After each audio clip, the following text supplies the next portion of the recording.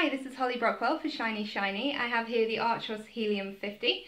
Now if you haven't heard of Archos or you associate them more with music and video players, then you're not alone, but they have actually been making smartphones for quite a while now on the continent. They're just not particularly well known for them here. Now this one and its little brother, the Archos Helium 45, which is slightly lower spec, are the first 4G LTE phones that Archos have ever made, LTE being the standard of 4G that we use here in the UK at the moment.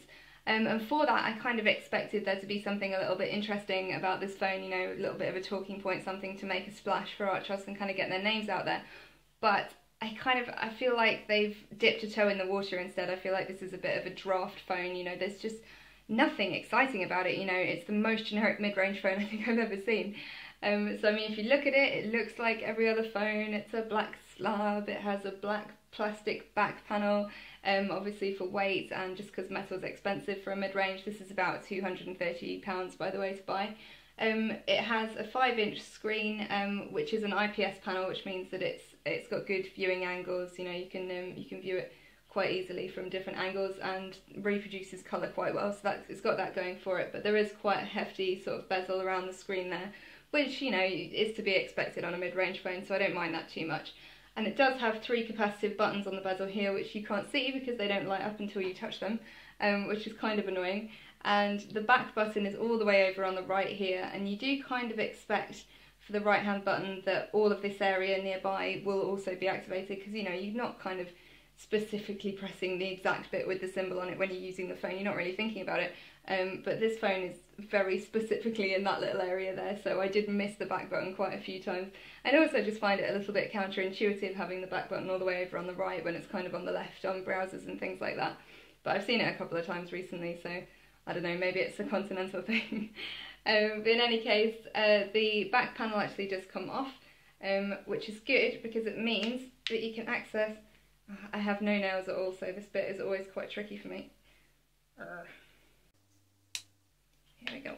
Alright, so as you can see, it comes off. It's not particularly flimsy actually, it's not too bad.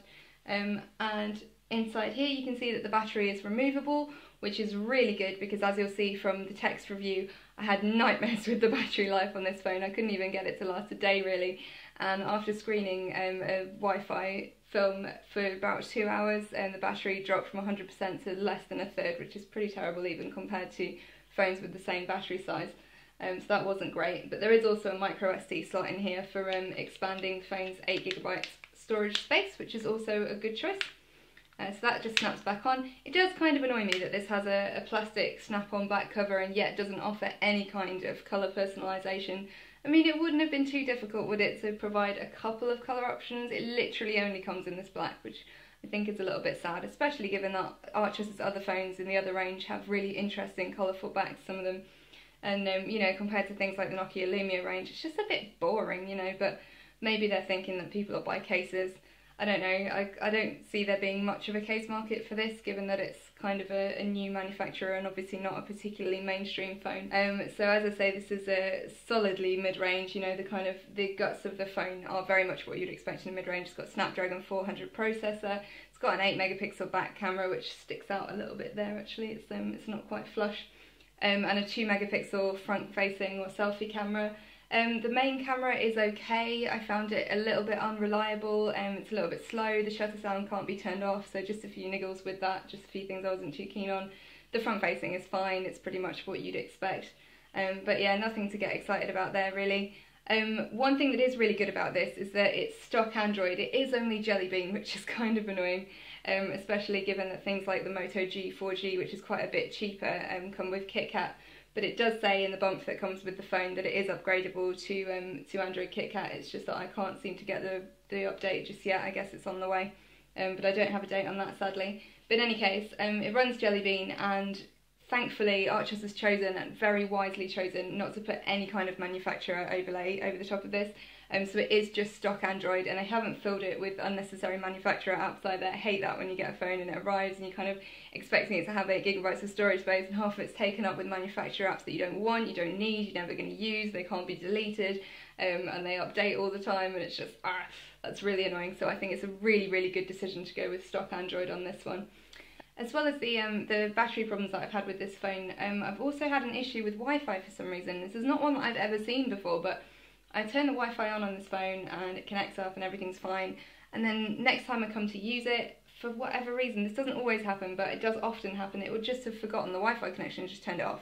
I don't know if that's a battery saving measure or what it is really, and there's no kind of notification for it. There's nothing in the manual. I mean, it's only a quick start manual. There doesn't seem to be a full manual for this phone, but I don't know why it does it, and it drives me completely up the wall. So, you know, I'll kind of put Wi-Fi on, put my phone down, go and do something else, and then I come back to it, and for whatever reason the Wi-Fi is just off, and it's so annoying. So I did test it at home and at work and at other people's houses, and it did it everywhere. So I don't know if I just got a faulty one or if this is a fault with the phone or it's some kind of power saving feature, but it's really irritating. So I was definitely not a fan of that, and it lost quite a lot of points for that, unfortunately. And just generally, there's kind of nothing really to get excited about here. Performance isn't amazing. Specs are comparable, in some cases slightly lower than other phones in the same range. It's just difficult to find anything to recommend about this phone, really. You know, it's fine. It would be fine, I could probably say, yeah, for £230 that's pretty fair, if not for the Wi-Fi issue, the battery issue, and the fact that the camera is not great. I've definitely seen better on mid-ranges. So yeah, sadly, nothing really to love here in Archos' first LTE phone. I'm a little sad about that. But see the full text review to get all the details of exactly how it got on, but it wasn't too good, unfortunately.